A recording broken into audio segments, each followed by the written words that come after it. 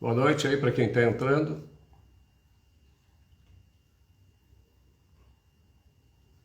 Cid Nascimento, tá me ouvindo bem? Dá um ok aí se estiver me ouvindo. Enio Sandler, boa noite para vocês.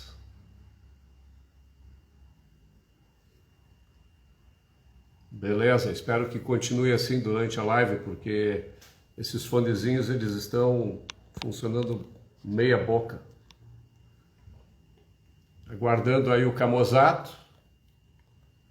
O Camozato me ligou avisando que estava chegando em casa, que às 8 horas entra.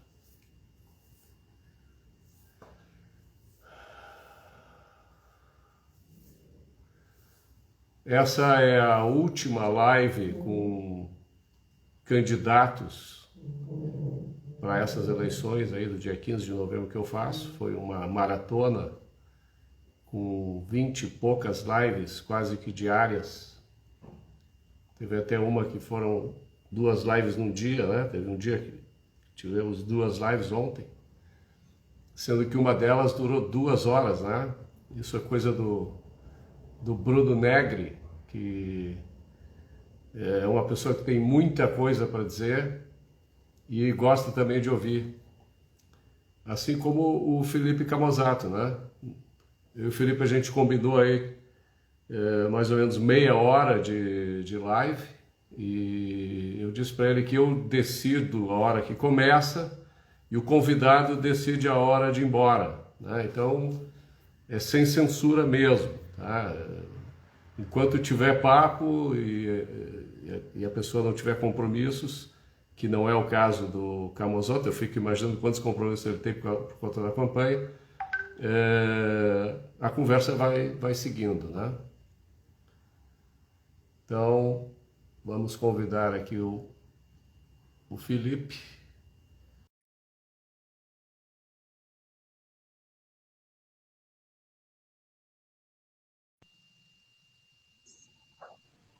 Boa noite. Boa noite. Boa noite. E Tudo aí, bom, Roberto? Felipe? Tudo certo. Estou aí, ó. Desculpem a minha má apresentação. Acabei de voltar das ruas aqui. Estava até agora pedindo voto na finaleira. Vamos lá. Mas é isso que a gente quer, né? A gente quer te ver assim, batalhando, trabalhando, buscando votos, enfim. Eu estava só vendo se eu estava bem enquadrado, porque a Cláudia reclama que às vezes eu fico assim com a careca escondida, outra hora com o queixo, né, que é pequeno, escondido. Então, estava olhando aqui para ver se estava tudo bem, para ela não reclamar depois, dizendo que eu sou meio bagunçado. Tu pode baixar um pouquinho, aí. Isso. Subir um pouquinho mais, para aparecer todo. Tem Aí os, tá bom, comen- passou. Aí tá bom. tem os comentários do chat aí, então daí não cobre meu rosto também. Mas eu tô vendo toda a tua careca, viu, Roberto? Tá tudo aparecendo aqui para mim. Tá aparecendo bem, não tá te ofuscando? Ah, não, não, eu acho que é só a luz que tá aqui em casa mesmo, que tá ofuscando um pouco, mas o resto tá tudo certo. Na realidade, eu vou te dizer o seguinte: eu acho que com o brilho que tu tem, nada te ofusca, né? Porque tu entrou na campanha, há 4 anos atrás, é, pouca gente te conhecia, assim, de fato, na política. Tu surpreendeu, ficou em quinto lugar, né? Fez um mandato, está fazendo ainda, né? Um mandato espetacular, e agora vem de novo para a reeleição.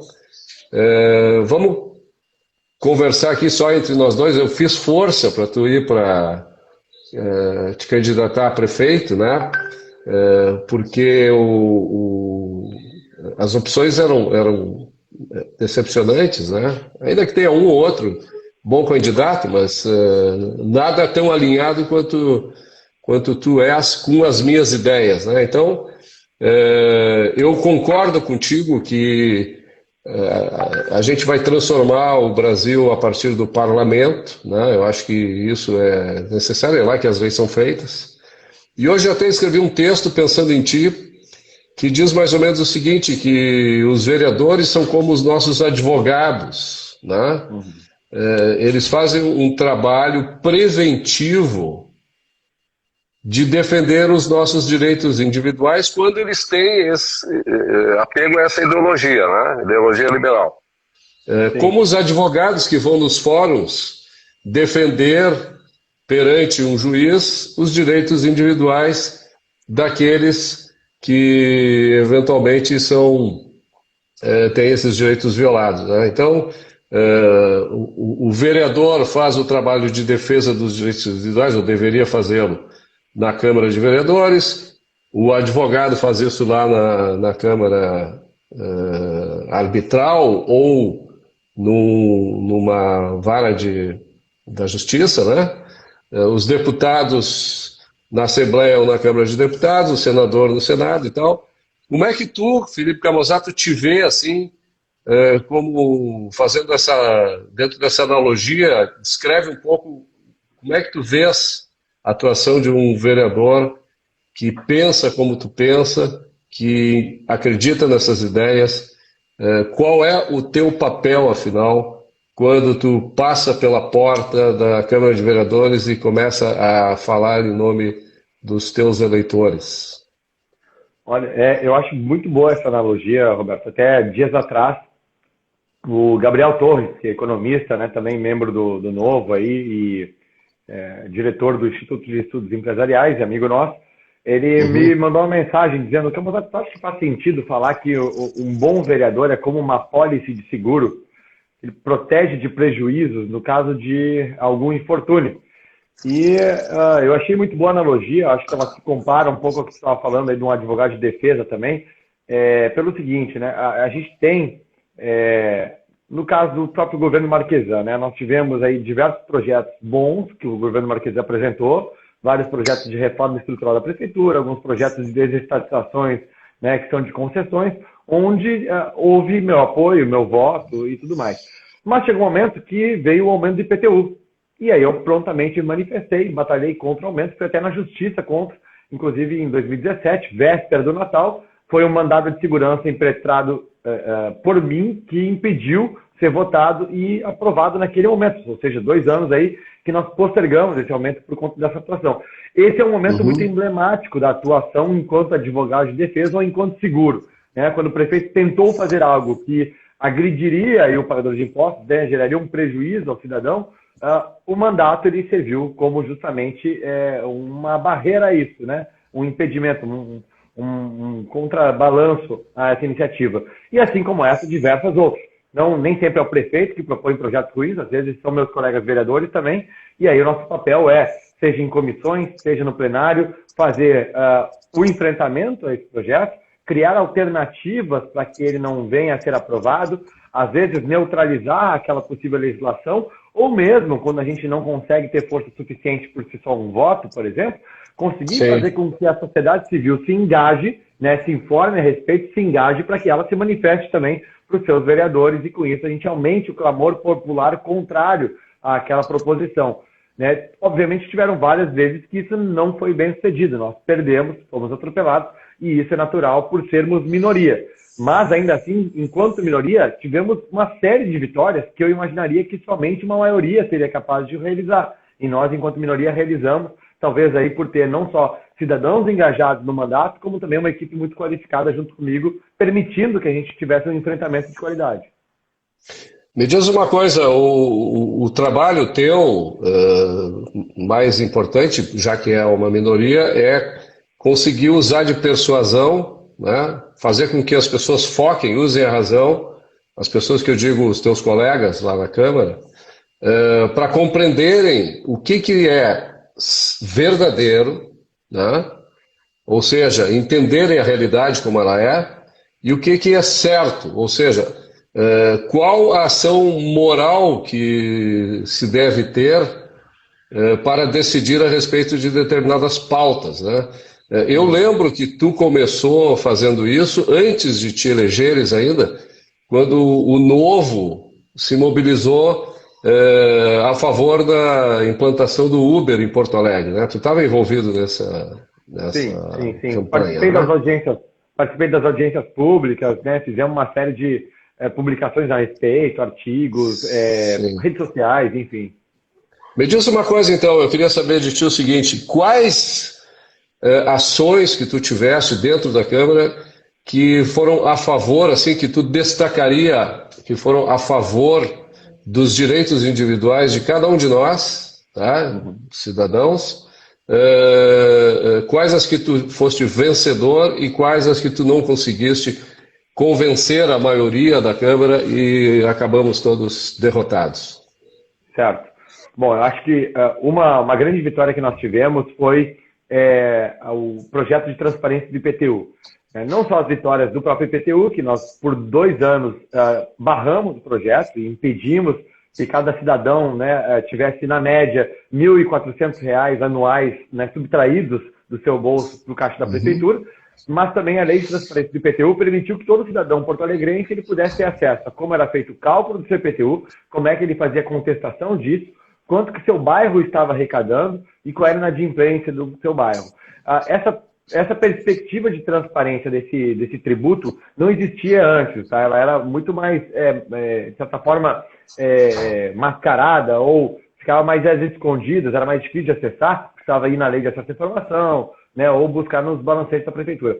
Isso permitiu, nesse último ano, com o aumento do IPTU, inclusive, coincidiu, que muita gente se desse conta de como é feita essa cobrança, né, se é razoável, se não é. Muita gente começasse a perceber, pô, mas eu pago meu IPTU, pago ali, um exemplo muito concreto, assim, né, uma comunidade mais periférica, pega um bairro Rua Berta, Restinga, Sarandi, Lomba, né, a pessoa vai lá, dá conta que pagou R$ 500 de IPTU e na sua comunidade arrecadou 12 milhões de reais. Aí não entra na cabeça da pessoa que, pô, minha comunidade está pagando 12 milhões de reais, vem me dizendo que nós somos pobres, mas nós pagamos 12 milhões de reais para a prefeitura em IPTU e a escola não funciona. A parada de ônibus não tem cobertura, o ônibus não passa no horário correto, não tem asfaltamento na via. Então o cidadão, especialmente aquele que mais demanda serviços básicos, né, ele acaba se dando conta de que ele é sim um pagador de impostos, de que ele não está recebendo de volta aquilo que lhe deve.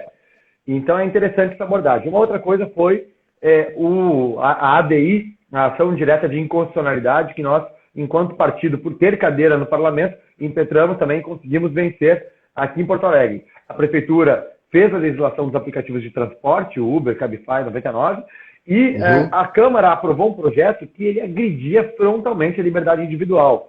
Ele impedia motoristas que tinham placas de fora do Rio Grande do Sul de trabalhar, ele impedia motoristas que tivessem carros com mais de 6 anos de idade de trabalhar, ele obrigava o motorista, independente de quantos passageiros ele tivesse, a pagar uma taxa de mais de R$ 70 mensais para a prefeitura, ele obrigava o cidadão também, com o seu carro privado particular, a ser vistoriado pela EPTC para ser autorizado ou não a circular para trabalhar né, em parceria com uma empresa privada.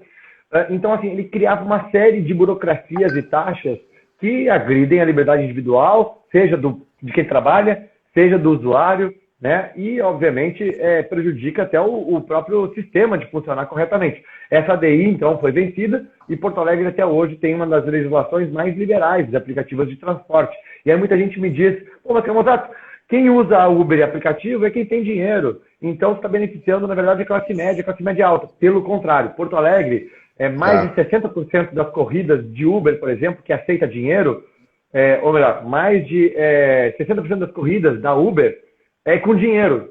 Porque tem uma população que não é bancarizada, é justamente a população periférica, que fez a conta de que fazia mais sentido se juntar com seus vizinhos e familiares e dividir um Uber do que esperar um ônibus que atrasa, que não tem ar-condicionado, que demora 1 hora para chegar no seu destino e que muitas vezes tem que ir em pé. Né? Então, assim, aqueles mesmo 4,75, até agora vai ter uma mudança no preço da tarifa, mas somados em 3, 4 pessoas, fazia mais sentido pegar um aplicativo. Né? Não era mais assaltado na parada de ônibus, não pegava mais chuva, chegava mais rápido. Essas pessoas ganharam mais tempo de vida para ficar com a sua família, para ficar, né, para conseguir trabalhar mais, fazer 1 hora extra do seu trabalho, ou mesmo economizar um dinheiro no seu bolso. E que para elas é ainda mais importante. Então, na minha opinião, essa foi uma ação importantíssima também que a gente conseguiu ter nesses 3 anos e meio, 4 anos de mandato. Eu vou ficar nesses 2 exemplos para a gente não entender muito. Não, tudo bem, mas eu acho importante esses dois exemplos e são fundamentais. No caso do Uber, mais do que a proposta de liberar o transporte particular, privado, com uma visão utilitarista que vai atender, né, às necessidades dos consumidores e tal, de uma forma melhor, porque o mercado regula e tal, é o fato de que é uma alternativa para que as pessoas, ainda mais em momentos de dificuldade, como a gente está vivendo, e viveu desde a época da depressão da Dilma, que ela possa exercer o seu direito à vida, utilizando-se da liberdade que tem para criar valor e poder viver a partir daí, né? Então, na realidade, a gente sabe que o Uber ele foi um substituto para o seguro-desemprego, né, para as ajudas que o governo poderia dar eventualmente de forma imoral. Isso para mim é muito mais importante do que qualquer outro tipo de benefício que o serviço prestado pelos motoristas pudesse trazer para a sociedade, né? É verdade, Agora, é verdade. mudando um Uma pouco... derrota, eu acabei não comentando da derrota. A derrota acho que foi sim. na pandemia. Acho que foi na pandemia, Roberto. A gente teve o fechamento da cidade, né, prolongado, foram mais de 7 meses aí fechados. E com um mês de pandemia, eu fui autor, junto com outros vereadores, de um projeto de reabertura parcial. Então a gente atendeu aos critérios de saúde que eram ditos como os utilizados para referenciar os fechamentos e os controles, né, de distanciamento. E a partir desses mesmos dados, nós vimos que existia espaço para fazer uma liberação controlada com segurança, atendendo esses dados de higiene, saúde e tudo mais, mas sem quebrar a cidade inteira, sem desempregar tanta gente. E eu lembro que foram 2 dias onde eu tomei pau dia e noite da imprensa, como se eu fosse um genocida por estar propondo algo que nos outros países a gente já estava vendo, e que os dados técnicos, né, da saúde, do boletim da própria Secretaria Municipal já embasavam como possíveis, e que semanas após a gente protocolar o projeto, a própria Prefeitura acatou, né? E a gente foi derrotado, infelizmente, muito mais por uma turba de pessoas que estavam irracionais, movidos pela paixão do contexto, do que efetivamente derrotados na nossa intenção, já que 2 ou 3 semanas depois, a Prefeitura reviu seus decretos e adequou nos seus decretos o que nós trazíamos na lei. Eu considero que foi uma derrota também, porque essa racionalidade que nós trouxemos nesse projeto, ela deveria perdurar ao longo do resto da pandemia, e não perdurou. O que nós tivemos depois foi um abre e fecha, que jogou muitas vezes para o lixo aquela lógica técnica que se tinha antes como argumento para fazer as medidas de distanciamento. E o que a gente assistiu depois foi um joguete, na minha opinião, político, de que quem gritava mais levava. E aí todo o grupo que tinha mais influência conseguia chegar na prefeitura, conseguia demonstrar sua insatisfação, e isso arranhava perspectivas aí políticas do prefeito, acabava tendo algum tipo de benefício no trato. E isso, na minha opinião, foi extremamente prejudicial para a cidade. Acho que ninguém ficou satisfeito, ali que decolou a insatisfação com o prefeito também. E infelizmente eu considero isso uma derrota, né? Tentamos muito, mas perdemos nesse sentido. O problema é que é muito difícil tu, como um cara racional, um cara que tem princípios bem definidos, enfrentar decisões arbitrárias, né? Porque quando ela é arbitrária, ela não está embasada em absolutamente nada, a não ser na cabeça do tirano, né? O tirano diz que hoje vai ser assim, que amanhã vai ser assado, e não justifica por quê, ou a sua justificativa não se comprova na realidade. E aí não tem como contra-argumentar, né? Então, já se perde desde o início, porque para que a gente possa realmente tomar uma decisão adequada, a gente precisa, primeiro, estar embasado na realidade. Segundo, tem que ter uma fundamentação lógica, né, para aquilo. E terceiro, não pode violar os direitos de ninguém, porque senão se torna isso imoral, né? E o que a gente vê, na realidade, na política é o oposto, né? Principalmente vindo desse lado mais social-democrata, socialista, fascista da sociedade, né? Então, o teu papel de advogado nesses casos, ele é meritório, né? A gente tem que reconhecer que o trabalho foi feito, mas a gente tem que saber também que nem sempre esse trabalho ele traz os resultados que a gente gostaria, porque nós vivemos numa democracia. E numa democracia vale a voz da maioria, né? E não necessariamente a voz da razão. Né? Agora, eu queria saber de ti o seguinte, mudando então agora de assunto um pouco, se tu me permitir, o seguinte. Claro. Em 2016, o Felipe Camozato, estreante, fez 10.488 votos, 1,51% dos votos dados para os vereadores de Porto Alegre. Ficaste em quinto lugar. Depois de ti veio o Linozinho, né, bem mais abaixo. O Lino até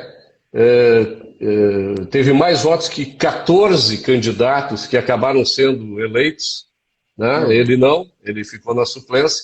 E 14 outros que tiveram votos abaixo do número que ele obteve acabaram sendo consagrados vereadores. Qual é a tua perspectiva assim, para o dia 15 de novembro agora? Faltam 2 dias só, né?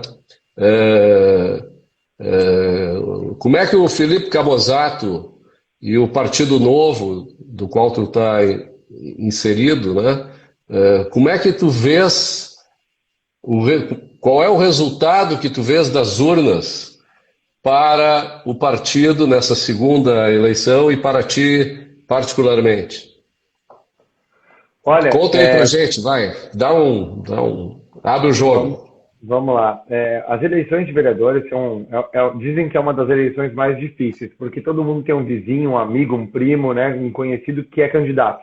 Então é um voto que é muito disputado. Em Porto Alegre nós temos mais de 850 candidatos nessa eleição, quase 25, 30% mais do que 2016.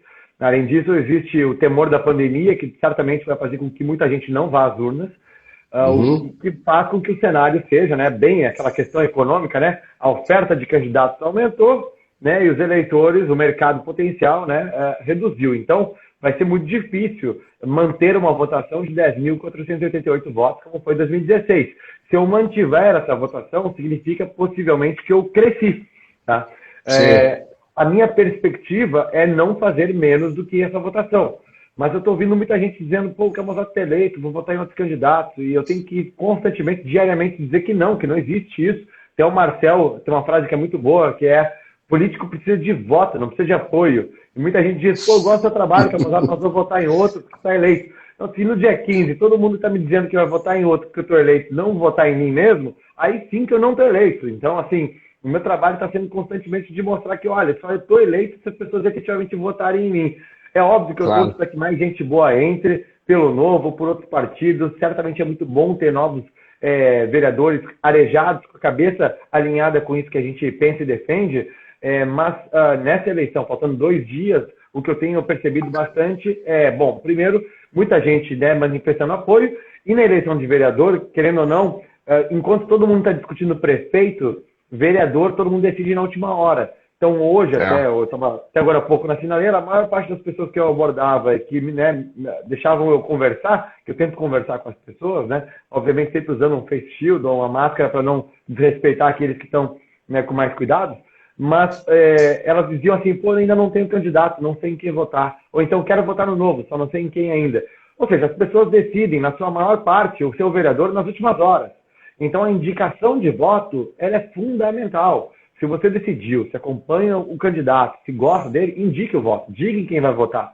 Isso faz muita diferença. Eu brinquei hoje de manhã com o candidato do Novo de que peçam a recomendação de voto para os seus eleitores.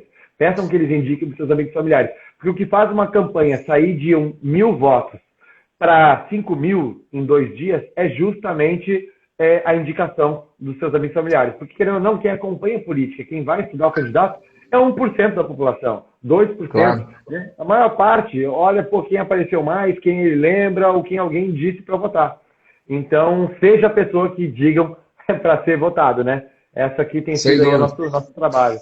Essa questão de ficar trocando assim de candidato, né? Não, já ganhou e tal, eu vou mudar e tal. Me lembra muito quando a gente está na fila do supermercado, né? Que tu acha que a tua fila não está andando, e aí tu resolve mudar. E aí a fila para onde tu foi acabou atrasando mais do que aquela que tu deixou, né? Então não é a hora agora no final. Não é à toa que nas ruas, né, aqui eu não sei direito, mas nos Estados Unidos, nos últimos 20 metros antes do cruzamento, tem faixas contínuas, que é para não mudar na última hora, né? Porque senão pode dar um imprevisto, né? E a pessoa acaba se surpreendendo negativamente. Então, agora, outra coisa que eu percebi, assim, das conversas, as pessoas me contatam muito para saber exatamente em quem votar, quem eu indico e tal, e para mim está acontecendo o contrário. Eu tenho sido mais questionado a respeito do prefeito do que do vereador. Não sei se é porque os que me procuram por terem o vereador em comum, né, que foi escolhido, né, para ser o candidato de preferência lá em 15 de novembro, que no meu caso todo mundo sabe que é tu, né? Hoje eu disse o seguinte, que nós precisamos entender que o foco principal hoje, dadas as pesquisas e tal, é neutralizar a Manuela, né? É verdade. E o único que pode neutralizar a Manuela é o Melo, né? E o Melo tem aquele passado dele socialista e tal, e aí a gente imagina que esse é o papel do Ricardo Gomes com o Melo, neutralizar o socialismo que o Melo ainda pode ter como pensamento remanescente, né? E ainda assim, se isso não funcionar, nós temos o Camozato, que é para neutralizar o trabalho do prefeito, caso ele resolva incorrer no equívoco de propor pautas socialistas, né, na prefeitura. Então, Deixa eu falar uma coisa, Roberto, que eu comentei hoje no comitê com um amigo, e eu vou falar de maneira inédita aqui na nossa live, para quem está nos acompanhando, essas 17 pessoas que estão conosco, o Eric aí está mandando também que decidiu de última hora, que é o seguinte, tá? Vamos ser bem sinceros agora aqui, estamos em casa, todos os candidatos que estão nessa disputa eleitoral, todos eles, tá, são estatistas. Todos eles. Tá? Todos. Nenhum deles é liberal, nenhum deles é de direita. Tá? Nem Walter, nem Paim, nem Melo. Aliás, estou falando de candidatos a prefeito, né? O vice, obviamente, Ricardo Gomes, é um liberal. O que eu quero dizer é o seguinte, enquanto está todo mundo brigando para ver quem é mais à direita, ou quem é ou não é à direita, etc, etc, o fato é que é o seguinte, tá?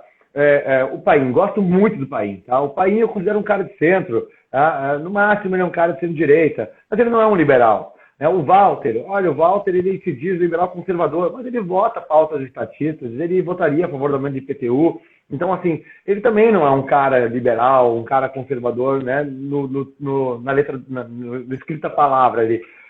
O Melo é um cara de esquerda, um cara de centro-esquerda, tá?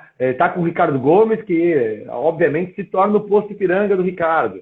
O Ricardo se torna o posto Ipiranga do Melo. Né? E todos os demais, na minha opinião, olha, aí é, né, de centro para a esquerda. Então, assim, estamos diante de uma eleição onde nós não temos um candidato liberal a prefeito. Não tem um candidato conservador a prefeito. Não tem um candidato de direita a prefeito. Nós temos algumas nuances ali que flertam um pouco ou né, um pouquinho mais, um pouquinho menos com algumas ideias da direita. E que estão cedendo às ideias da direita, porque as ideias da direita, né, dos liberais, conservadores, neste momento, são politicamente populares. E aí eu resgato aquilo que Friedman falava, de que, né, a coisa certa, né, o certo na política é quando que as pessoas erradas façam as coisas certas. Né? Esse é o ideal na política. Né? E o que a gente está vendo na eleição de Porto Alegre agora é que justamente tem uma série de candidatos que não são os ideais, querendo fazer as coisas certas. Então, na minha opinião, o papel do Novo será, enquanto bancada de vereadores, fiscalizar e cobrar para que façam a coisa certa, independente de qual desses estatistas seja eleito. Né? Porque eu não tenho dúvidas de que são. E que bom que eles estão dispostos a fazer um governo baseado nessas ideias, porque nós cobraremos isso. Sem dúvida, porque quantos candidatos são? São 13, né? São 13 candidatos a prefeito de Porto Alegre. Agora saiu um. Fortunati, Vamos lá, não sei se, são no mínimo 10. Então, são 10, são 20 pessoas concorrendo a prefeito e vice-prefeito. Dos 20, 19 são de esquerda. E um é liberal. Né? Eu estou olhando o liberal para escolher. Porque pelo menos ele está dividindo e tem a possibilidade de neutralizar o esquertismo daquele com o qual ele se associou para governar a Prefeitura de Porto Alegre. Né? Bom, para encerrar, então, já que a gente tem meia hora de conversa, né, como limite, eu queria te deixar absolutamente à vontade para dizer aquilo que tu pensa a respeito do futuro de Porto Alegre, a partir do momento em que tu vieres a ser eleito. Eu considero isso fato consumado, né? Porque as pessoas vão votar em ti, ninguém vai ficar pulando de candidato, ainda que os outros candidatos, do Novo principalmente, eu conversei com a grande maioria deles, e eu vou te dizer, pena que a gente não pode votar em 10 ao mesmo tempo, porque tem pelo menos 10 candidatos do Novo e também fora do Novo que merecem, que parecem que vão fazer jus, né, à confiança daqueles que acreditam na liberdade, na defesa da propriedade privada, no Estado de Direito, enfim. Então, a gente tem que escolher um. Eu escolhi um, né? E para mim tu vai ser eleito. Então, como é que tu vê o futuro de Porto Alegre e quais serão os grandes confrontos que tu lá na Câmara de Vereadores vai enfrentar daqui para frente? Bom, primeiro, quanto ao futuro, no dia 15, que todo mundo vote 30.500 para garantir que eu esteja eleito. Eu não me considero eleito, aliás, é por isso que eu estava até agora há pouco na sinaleira panfletando também. Isso aqui até é meio rouco de passar o dia inteiro falando com as pessoas. E amanhã estarei o dia inteiro também panfletando, faça chuva, faça sol. Essa é a minha missão. Segundo, eu considero aí o nosso desafio fazer uma bancada de vereadores do Novo. Então, eu tenho certeza que nós faremos outros vereadores bem votados. Nós não passaremos por uma situação parecida com a do Marcel em 2018, que foi muito bem votado e não entrou um segundo deputado federal, até porque na eleição de deputado federal o mínimo de votos é 19 mil, diferente de vereador, que é por volta de 1.800, 1.900. O último vereador que entrou em 2016 entrou com 3 mil votos. Então, assim, o cara que faz 1.800 e 1.900 votos realmente, né, é muito pouco voto. Né? Não é que é uma coisa simples de fazer, mas assim, é pouco voto. E nós teremos vários candidatos que superarão essa meta. Então, não precisa se preocupar com essa história do voto útil, né, de ajudar um outro candidato. Vota naquele candidato que te representa. Valoriza, aliás, o trabalho daqueles que te representam. E, por último, e não menos importante, acho que nós teremos uma missão pela frente de não só ter uma bancada qualificada que vai seguir sendo vigilante e combativa, como também preparar as bases para a eleição de 2022, para o Congresso Nacional, para ajudar a ter bancadas maiores na Assembleia Legislativa e também no Congresso Nacional. Afinal de contas, os 8 do Novo no Congresso são muito poucos ainda, embora já façam um excelente trabalho. Então nós precisaremos, em 2022, de mais deputados federais eleitos, de mais deputados estaduais eleitos, e agora recentemente o José e o Fábio impediram o aumento de impostos do Eduardo Leite, mostrando a importância de termos parlamentares como eles na Assembleia Legislativa. E, obviamente, eu estou a serviço dessa missão. Topei sair da iniciativa privada para vir para a vida pública para atender especialmente a essa incomodação que eu tinha de que nós precisávamos dar o exemplo e de que era possível fazer diferente. Que bom que cada vez mais tem gente vindo para cá para nos ajudar, que nós precisaremos cada vez de mais gente para ajudar a transformar esse país. A missão é gigantesca, tem muita coisa pela frente, mas aos pouquinhos nós estamos indo. E se Deus quiser, no dia 15, a partir das 17 horas, quando começar a apuração, nós efetivaremos aí quem sabe, né, duplicação, triplicação do tamanho da bancada em Porto Alegre, elegeremos vereadores, prefeitos pelo Brasil inteiro. Eu acho que vai ter uma mão cheia de vereadores do Novo sendo empossados assim que a eleição acabar, eles forem eleitos e for o momento para que isso aconteça, né? Felipe, boa sorte, segue firme, continua a luta. Tu estás nomeado advogado, né?